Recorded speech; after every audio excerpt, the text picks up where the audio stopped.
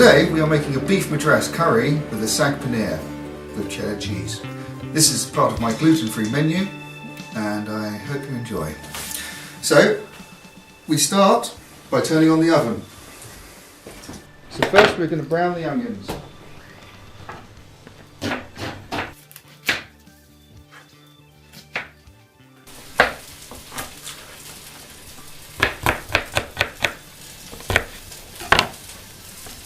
Take some roll now of me sauteing the onions.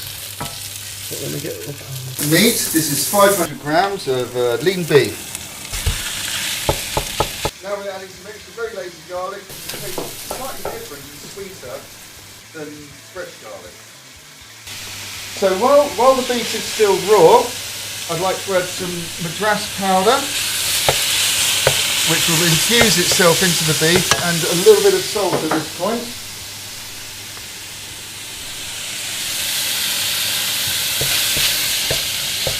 So that will be inside the meat as it seals, along with the garlic and the onion flavours. Turn up the heat and add plenty of madras paste. Three very large heat spoonfuls. Stir it in. I'm going to add some, I've just pureed some ginger, fresh ginger. Top tip, if you keep some ginger in the freezer you can grate it in fresh. I had to puree this because I couldn't find the ginger. Let that simmer for 2 minutes and we shall add a tin of chopped tomatoes. Stir it in.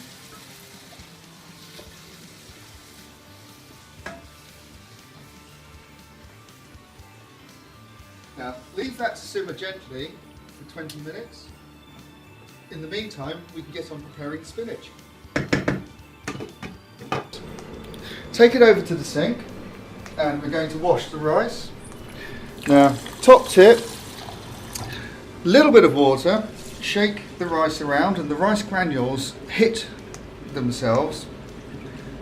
The rice granules rub together, releasing the starch.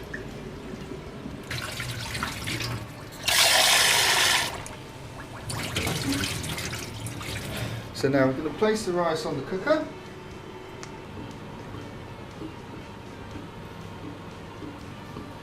Get the rice going. So let's give our madras a bit of a stir, shall we? Okay, and the rice has begun to boil. So now we add the rest of our boiling water. Now there's a trick to this. If you stick your finger in up to your knuckle, for the sag paneer, let's start off with a nice bowl with a lid, of course. Get that up to temperature. Add a little bit of olive oil.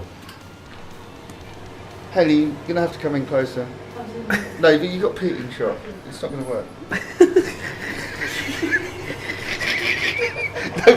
No, but don't do peat shot. Go on. We're going to add some olive oil. Let it sizzle away. Add a teaspoonful of the madras spice. Let that sizzle away too. Let the paste cook through first, though all the raw spices in the paste are cooked through. So now we get our spinach and we force it into the pot.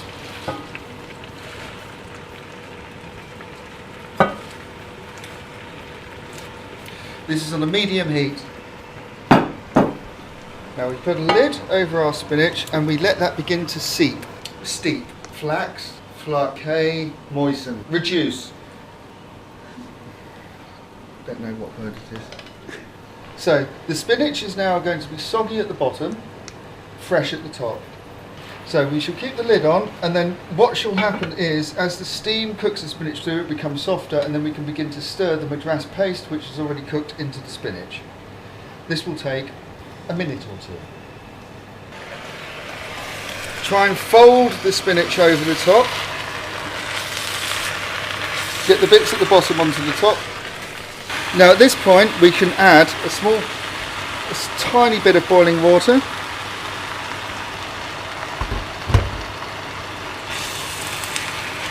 And let the spinach reduce. Now I'm going to turn the spinach down. If you can see here, we've got sizzling, there's a little bit of sizzle at the bottom, and we're going to put the lid back on now and turn it down to a very low heat. Now we get some extra mature cheddar cheese.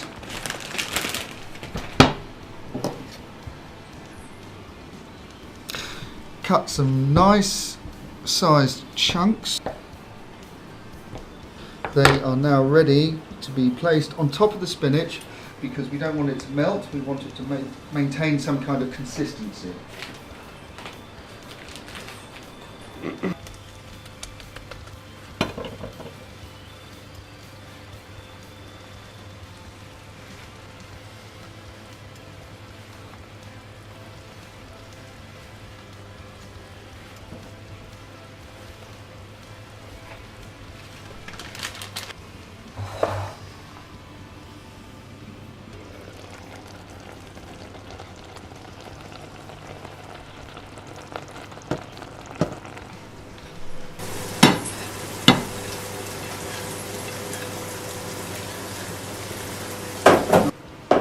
Bit of fluffy rice.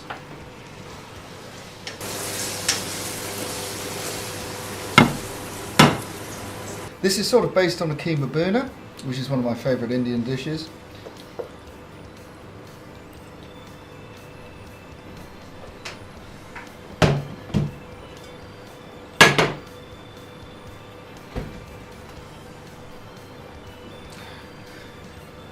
As we can see, the sag paneer. Cheese is beginning to melt, it's warmed through.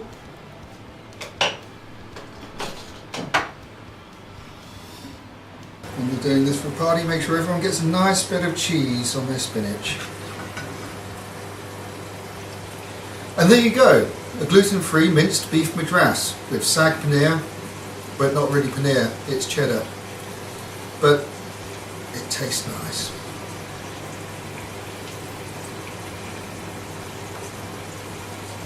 Now that is a gluten-free curry. Super. For my next dish, we shall be doing a secret recipe from the 60s called a Mexican beef chili, which involves ketchup. It's the best lasagna I've ever tasted. So what do you think of the lasagna then, Hayley? It's gorgeous. It's got a bit of a kick to it. It's really nice. Yeah. We'll definitely be making this at home, won't we, Pete? What? We're eating Old Nick's dinner.